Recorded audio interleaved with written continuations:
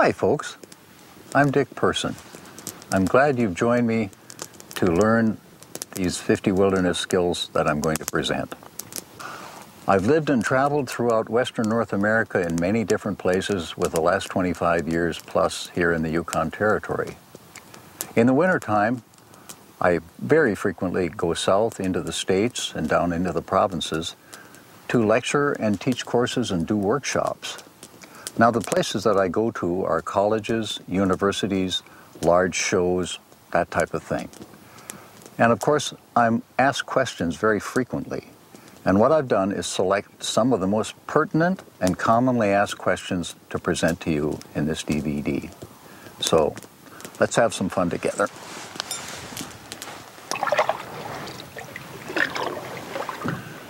For those of you viewing this DVD, I want you to know that you're looking at little pieces of the Yukon, which is a huge place with great riverways, mountains up to 20,000 feet high that offer you a variety of experiences like you wouldn't believe. The application of these different skills that you're going to learn will work anywhere from Tuktoyaktuk to Tucson, from Anchorage to Albany, whether you're going out on a 2-hour hike or you're going on a 2-week canoe trip. Now, this has been my home for 25 plus years, and after you've seen this DVD, if you'd like to come up and visit me and do some of these things, come on, I'm waiting for you.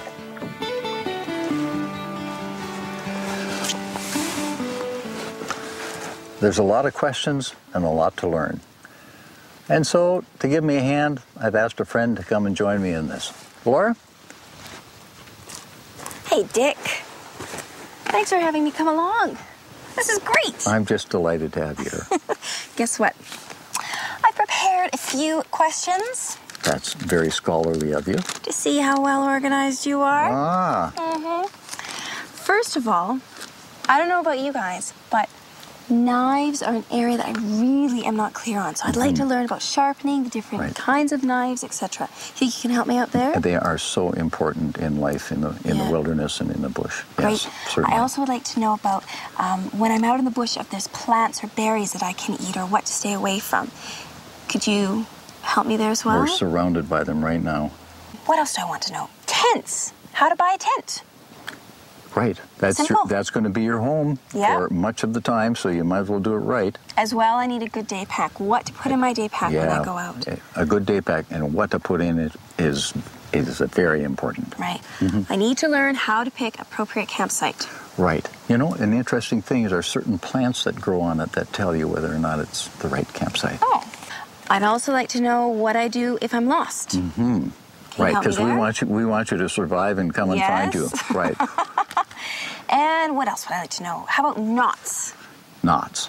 You're going to use them every day, from everything, tying stuff on your pack to putting up your tent and so forth. Finally, what about bears? How to protect myself from a bear? Do you know about that? Learning what the bear is saying when he looks at you. Learning bear language. That's the clue. Okay. And here, I want to thank Brunton Company from down in Riverton, Wyoming, for allowing this thing to happen. Now, Dick, this is just a start. Yes. I know we have a lot more questions to ask you, so you just get prepared, okay? We better get going on them, eh? Great.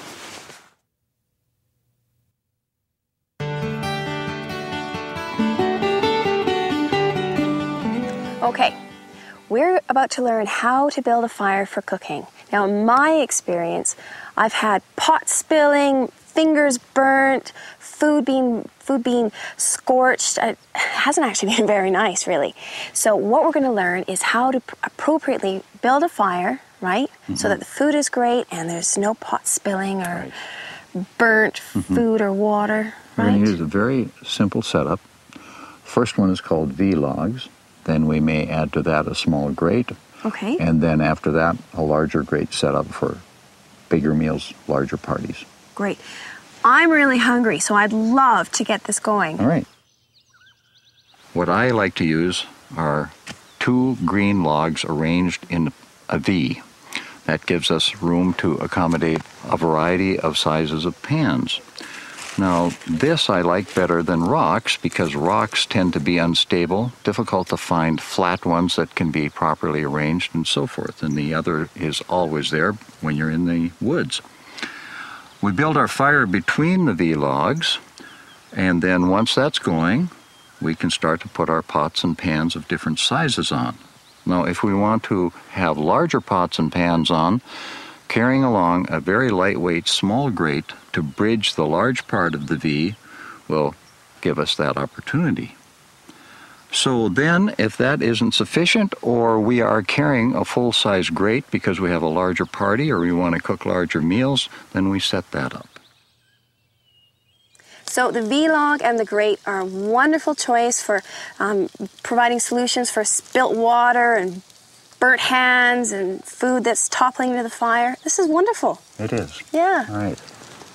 I'm getting a little hungry, Dick. All right, it's ready. Let's eat it. All right.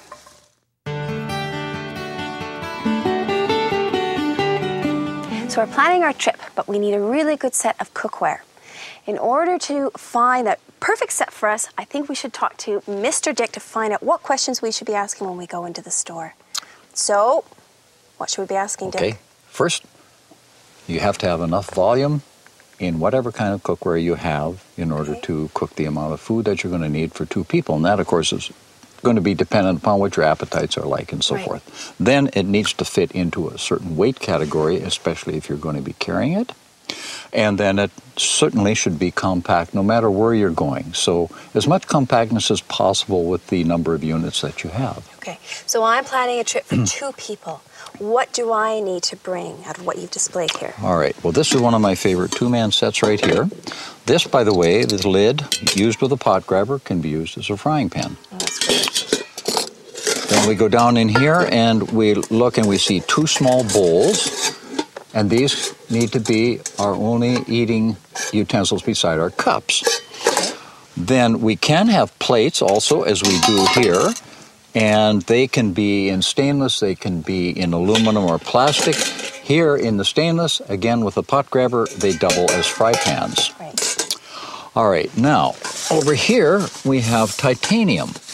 Now this is very light, transmits heat very readily, has a nice small pot grabber to go with it. And then this lid can also be used as a fry pan. Now, many people like to have along a fry pan, even with a kit like this, because they want to use that for a lid. Right. And then for your teas and other drinks, it's nice to have along a teapot. So now I'm wanting to go with 4 people. What do I add to what you just Okay, that's very simple. We just bring this in over here. And take the lid off there. Now we've got 2 more little bowls. We have a pot here which will accept that. We put the lid on top of that, and now they should have a bag to go into so they do stay compact. And we have a somewhat larger fry pan, a couple more plates or a couple more bowls, depending upon what you want to eat out of, and we're set. And would you recommend the titanium versus steel versus aluminum? Well, stainless steel, I think, is your best bargain. Aluminum is okay, but it tends to leak toxins into your food. The titanium is very good, but also very expensive. Okay, so the 3 main points that we as a viewer need to know is volume. Right. Weight. Weight. And the last one is compactness. Very important. All right, now we're ready to go out and buy those cooking pots.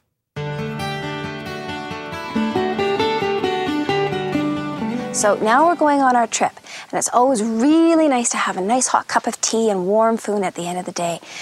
To have that, though, we need to understand the essentials when buying our stove. So once again, we turn to Dick to find out what we need to know when we're going in to purchase a camp stove. Right. So could you let us know what we need? Okay.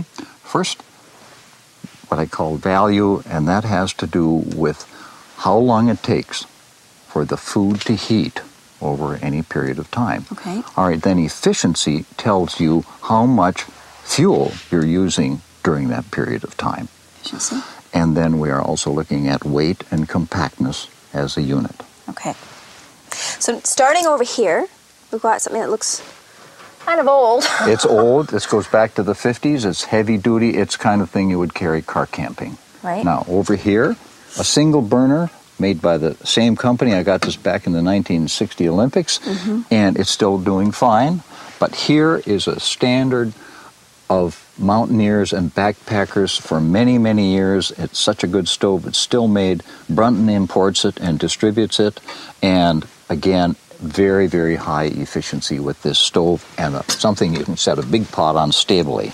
Now, here we have something quite different. We have an alcohol stove. And we fill that with alcohol, light it, and off it goes. And then you set either one of those pots in here, put this on for a lid, you're cooking. Over here... Can I just ask you a question about sure. this? Alcohol. Yes. Any alcohol? No isopropyl alcohol. Okay. Yeah. And here we have another stove which Brunton imports from Sweden.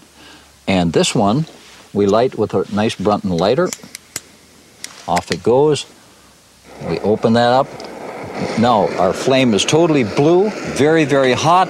We set our stove on top of there, and that will boil that amount of water, which is about up to here, in about 1 minute. But I'm going to turn that down a bit because it's a little bit noisy. And now, talk about compactness and weight. The whole unit goes into here, except for your fuel bottle. Total weight of this stove unit is probably 6 or 7 ounces. Wow, that's great. So overall then, we've got an acronym that sums up to VEC. Right. Meaning? Value, that is heat delivered to the food. Right. Efficiency, which is the amount of fuel it takes during that time. And then compactness and weight. Great. There we go.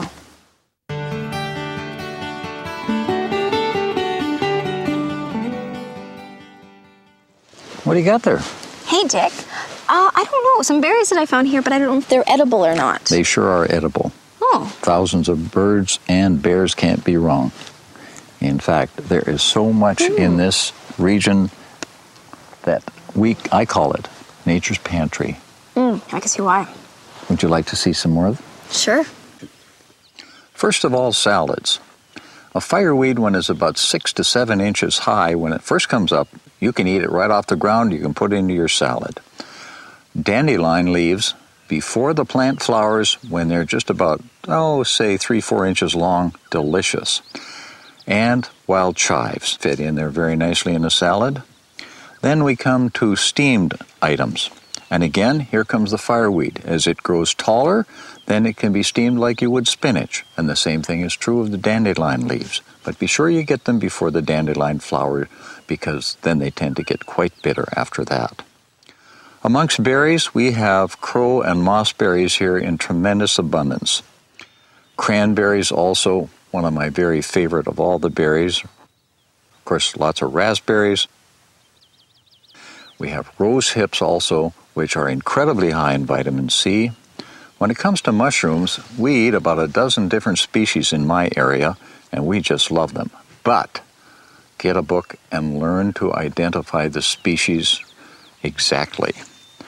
Teas are very useful. Fireweed, Labrador tea, spruce and fir needles cooked up are very high in vitamin C.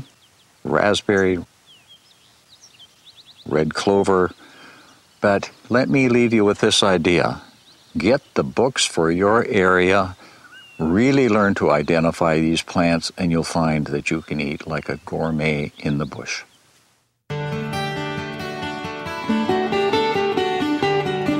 Laura, we're looking here at foods that are lightweight. They're going in your backpack, they're going on your back. Okay, what we want to look at are a variety of different kinds. Here we have freeze-dried and dehydrated. Here's a nice pancake mix. Here's a rice and chicken. No cooking required even on this one. Again, vegetable flakes, onion flakes, sweet corn. Now, these would have a lot of vitamins in them as well. Lots of vitamins, exactly. Right. And lots of calories as well to fuel you. Yeah, needed. Then over here in the quick preparation foods, cereal flakes, veggie noodles, bulgur, millet, lentils, and... Does it look like pita? Yeah, pita bread. Right. Okay, thanks for the help. No worries. All What right. would I cook this on though, Dick? Okay. How about a nice lightweight little stove like this, made by Brunton? This is my absolute favorite. Okay. So, All so right. far we have lightweight and vitamin-dense food. Right. All the way through. Right. All right. Now, let's think a little bit outside the box. Various kinds of spices. They'll go into film canisters, very handy. Over here then, too, we have some foods we can forage, like the raspberries. And there's no problem carrying things like fresh garlic. Okay. A one-a-day vitamin capsule, very good to have along. Then we go kind of Asian over here with the seaweed and the teas and soup bases, dates. The last one is where we get our most energy, and that comes out of the fat foods. We've got over here peanut butter, gorp, cheese, pumpkin seed butter, regular butter, and lastly, also very high in fat, high-grade chocolate. Chocolate. So, Dick, would you say then on average this is a kind of menu selection you could take on a 1 to 7 day hike? Absolutely. Right. So for our viewer then, it might be important for you to go over this a couple of times just to take a note of exactly what Dick has suggested. They all seem to be very nutrition dense and very lightweight. And that's what we're looking for, and with a punch of vitamins, right? Amen. So how about we have a wee bit of chocolate? I think that's a good idea. There you go, Dick. Right.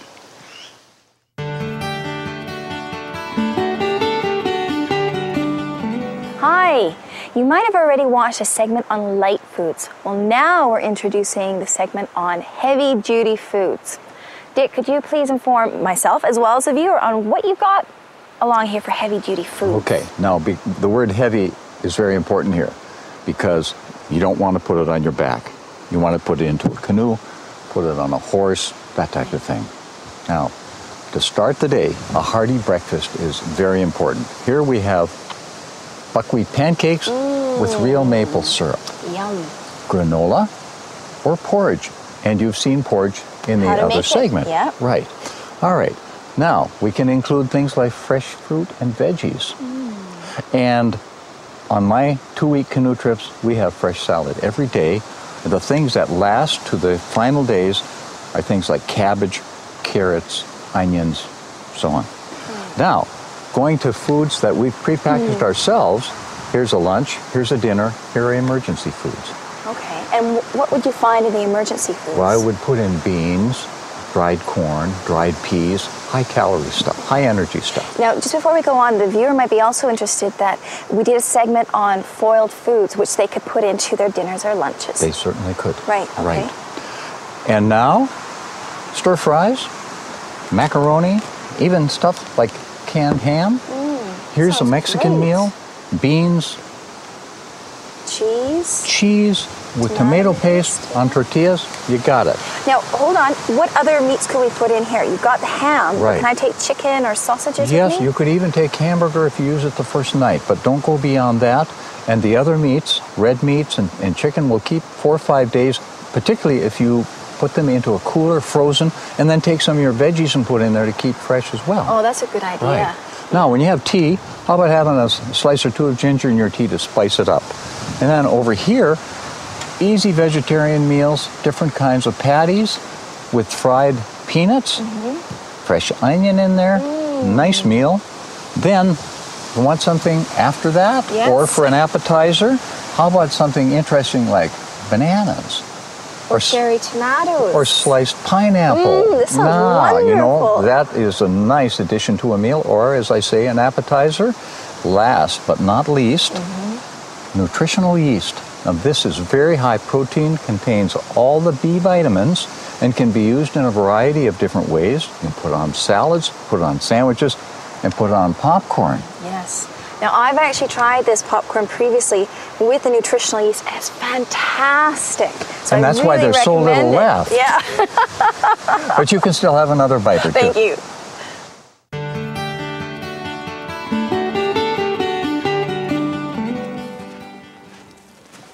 Hey, Dick. Morning. What are you up to? Well, looks like a busy day ahead, and I want a meal that's going to stick to my ribs, so I'm making a pot of porridge. I don't like porridge. Well, that's okay. You've never tried mine before, so leave a little bit of opening for that. And the reason that I like porridge is because First, I really enjoy the taste of it, but aside from that, it gives me real energy to work on no matter what I'm doing, whether I'm paddling a canoe, climbing a mountain, going hunting, what have you. It works. And my people who come in the summertime find that out too. So what do you put in this magic porridge of yours? Well, come on with me and I'll show you. Okay. First ingredient is going to be boiled water. So as soon as it goes on the fire, it is going to begin cooking immediately. A little touch of salt in there, just for flavor. Now, I'm going to start with 7 grain. This includes a number of different grains. It's flax, it's cracked wheat, it's a little bit of rolled oats, and a number of different things. So we want a certain proportion of that. The water ratio there is about 2 to 1. The next one I'm going to put in is one of my very favorite grains. This is quinoa. Now, quinoa comes from South America. It was grown by the Mayans. It was a staple of their diet. It has the highest protein content of any grain in the world. So we want a fair bit of that in there. And then we want to top that up with rolled oats. There's a bit of quinoa mixed in here, but it's principally rolled oats. That is for fat content, for flavor, and for creaminess. Now, to add to the variety of the flavor, a bit of raisins, and to go with that, a mixture of some nuts. We stir that all together and onto the fire with it.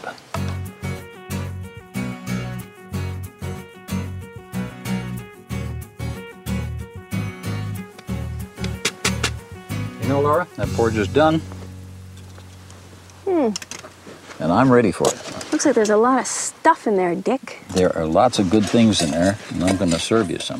Okay. It's quite thick. Quite thick. You can see all the little goodies floating around in there, eh? Now, in addition to that, some raisins. Right. Thank you. We have dried fruit. Oh, this looks really good, actually. Oh, it is. Very tasty. And then we have gorp with lots of big walnuts and other goodies in there, too, including craisins. Right. Yeah, dried cranberries. Oh, that's lovely. Very nice. Okay. A spoon? Thank you. Mm-hmm. Mix it all up. Yep. And dig in to porridge that I will like. This stuff's going to sustain you for the next 5-6 hours, too. It will not let you down, because it is so nutritious. It's not bad, actually. All right. I think I'm going to have a bowl.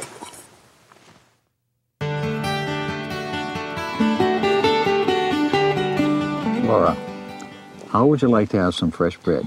I know we're out here on the trail and whatnot, but this is a possibility, and it's called bannock.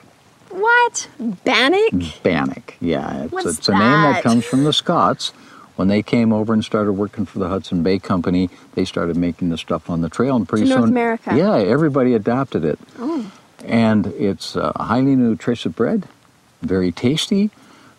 It's not that difficult to learn how to make. Well, I think I should learn how to make some of this bannock. I think this should be part of your trail craft. I think so too. All right, let's go do it. All right. Making bannock, I like to start with about 3 cups of organic flour. Goes in the pan first. Then I have to measure in the baking powder, and I use about 1 big heaping teaspoon for that amount, maybe a tad more. Now, then that has to be stirred in so that it's evenly distributed in the flour. All right, next, got a little hole right there in the middle. In go my whipped eggs, which I whipped with a fork. Then I'm going to add some water to that. And I'm going to start my stirring. So I want to get the egg evenly distributed in the flour. A little bit more water. You want to make sure that you air a little bit on the more softer side with a little bit more water than not enough. All right, now that's starting to work already, so I want to get my other ingredients in. I love coconut, so I'm going to shake some coconut into that. Raisins, You can put almost anything in here that you want. It's kind of like an omelet. Just let your imagination run wild. Bit of cinnamon for a little spicy flavor, and then some high bush cranberry, picked right from behind me. Okay, now I start stirring that together. A little bit more water. And basically, we're ready to go. It's ready for the fry pan now. When I put this into the fry pan is sort of medium hot, not scorching hot, because if it was, then it would scorch the batter as it goes in. And what I want is a kind of a slow, even heat underneath it. That's why it's here over the coals. Now I'll distribute it around in the fry pan, and as it begins to reach the point of turnover, it will start to withdraw from the sides of the frying pan. Then I'll turn it over, and then we're away. Laura, you know, I think this is done. Let me just check. Oh yeah, for sure. Do you like a piece? It smells great. I'd love a plate, please. All right. I know, Laura. I've been making this stuff for about 50 years. One reason is because it's one of the easiest breads you can make when you're on the trail. But just take note, I don't know how young I still look. Oh, God.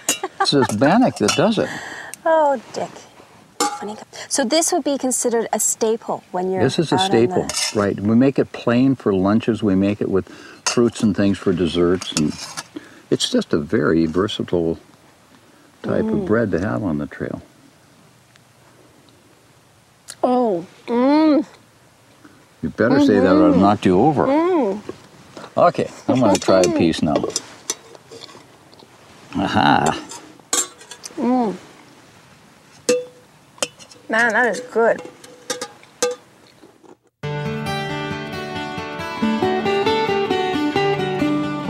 So it looks like we've got a cooking show going on now instead of a wilderness show. Dick, what do you have here? Well, I'm going to be taking off on a trip into the bush for 2, 3, 4 days. I've got a lot of food in the fridge. I don't want it to spoil.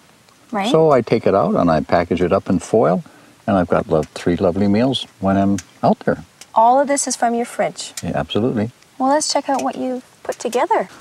All right, here I have a nice piece of trout, which I caught in the lake here, and if any of you come up to visit me next summer, we can go and do that. Along with that is some wild rice, onion, and lemon. I add a little bit more lemon juice. I really like my lemon juice. And even a bit of lemon pepper on top of that. Then we start to foil up the package here. Make a nice tight seal for that. Come back to it and do the ends later. Over here now, I've got a jambalaya mixture of different kinds of sausages, mushrooms, tomatoes, good stuff. And to spice that up a bit, I'm going to add some wild juniper berries to it. Over here, I have a veggie mix.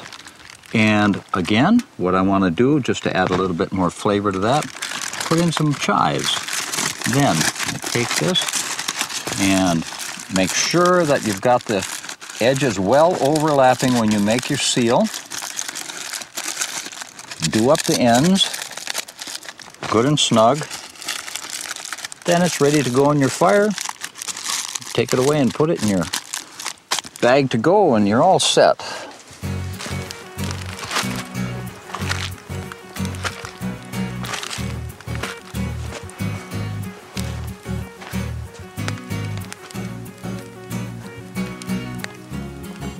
Well, Laura, I can tell by the smell that these are done. Oh, great. Which one would you like? I think I'd like to try the jambalaya. Okay. You're going to have to use your little fingers here to open that up.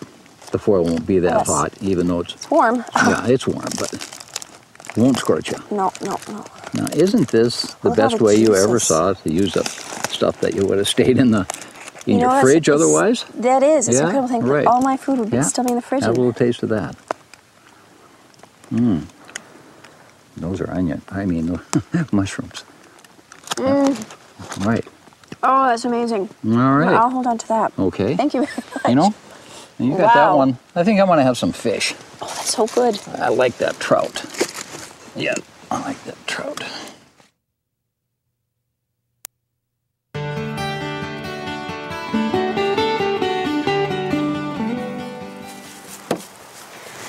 Well, apparently we're learning how to use axes today. You got that right. All right. Now, Some axes you want to carry with you in the bush, and not all of them you do. A big long-handled axe like this belongs in base camp for splitting wood and doing camp chores. Right. But now we go down to this one, which is more compact, but still can deliver a tremendous blow and do a lot of work. And then we go to its smaller brother right here. Both of these are the ones I would recommend that you carry with you when you are on a trip. And this smaller one here now, the hatchet, is a tool only for expert axe handlers who've had lots of experience, because you use it one hand, much more difficult than the two-handed axe. But we're covering axes later on in the DVD. We are going to cover axes for sure. Great. And now I want to show you what a sharp axe will do. We can shave birch bark, which is very tough material. Wow. Now, did you sharpen that axe this morning? I sharpened that axe this morning because I had been using it quite a bit before. Oh, right. You know, so I mean, how much you sharpen it depends upon how much you use it, of course, and the kind of wood you use it in and so forth. And we go over sharpening on the DVD as well? Yeah, absolutely. Great. Yeah, right. So we'll cover all bases.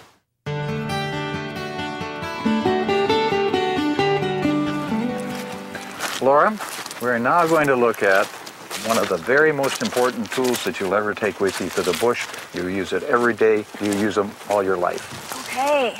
And over here we have folding knives, which are more compact than the fixed blade knives, and they have their various advantages. These are generally rather all-around blades for a variety of different purposes. But the fixed blade, of course, is fail-safe because it has no moving parts. So again, these three knives right here, including this one, I would regard also as general utility as those are. Here we're moving into specialty knives. These are designed for skinning, hunting knives. They have a lot of belly in them here, which is very good when you're doing skinning. And they're beautiful. Yes, aren't they? And then we move over here to knives which are kind of a transition almost to an axe. This is one from Finland, used as a chopping knife. And so is this. I mean, they can do many different things, construct a shelter more easily than with a smaller knife. This is one from Germany, designed for the same purpose. Here is a very heavy-duty one designed as a survival knife. The scales can come off and you can make it into a spear. This is a filleting knife, and this is used for boning, and it's got a nice flexible blade, and you can also fillet fish with that. And the last knife, Laura, is this one, which is a filleting, thin-bladed filleting knife. You see how flexible that is? That's for doing big fish like salmon. So, Dick, there's so many knives here. If I wanted just one knife for my pack, which one would I take?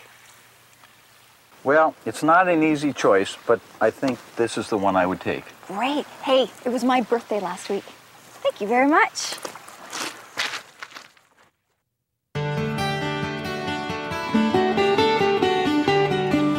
Hi, Laura. Hey, Dick. So what's going on here? Well, I'm just checking out this saw. I want to take it to the bush with me because I'm going to need it for cutting wood. That's a pretty big saw. It's too big for me. Well, let me tell you something. something. I've got some great stuff. I got some cool tools. Nice. Let's go check those out. Wait till she sees these. All right. Oh, this traditional bow saw that I had at the beginning has been in use for years and years, and it's an effective tool. Yeah. But when you're traveling in the bush, it's really handy to have a really nice, lightweight, small, compact unit. Yeah, no kidding, Hold that hey? for a second. All right, now, I'll show you how fast this thing goes together, eh? Just hook that in there, and that one there, and then I just turn this turnbuckle screw. Wow, look at that! To the tension that I want. It's ready to go. Ah, ready like nifty. That. Not now, bad. I have another one here also. Okay. Which is more rugged. It takes a skoshi longer to assemble it, but it will do everything that the other saw will, and in it, you know, like it'll cut just as fast. It's just as efficient. And the thing is, if you want a more rugged saw, this is the choice. So, there they are. That's it? Ready to Let's go cut wood. Okay, let's go do it. Some wood. Okay. Laura, I've got our two lightweight saws here. I'm just going to use this one to make a little bit of firewood. Okay. And so I want you to see how effective this saw is, eh? Oh my gosh. I mean, just a matter of seconds. This piece of wood is going to be ours to make fire with. And I've noticed that you've had a bit of a limp. I do. Yeah, well, let's make you a walking stick, eh? Yeah? All right. I've never had a walking Yeah. stick. Oh, that'd be great. Thanks, Dick. I've never used a walking stick before, well, so... we're going to make it the right length for you. Okay. Also be able to hop over creeks with it, you know, brace yourself when you're crossing a creek. Notice.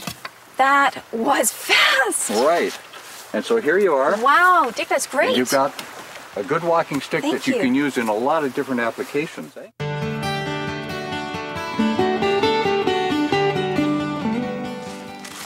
Hey, Dick. That's a lot of stuff for a simple day hike. It isn't really. Really? These are very essential items that you should have with you at any time, and you will see why. Okay. And remember that a lot of these are covered in other sections of the DVD in more detail. So here, I'll start with this since I have it in my hand. A little headlamp. Instead of a flashlight, it's much more versatile.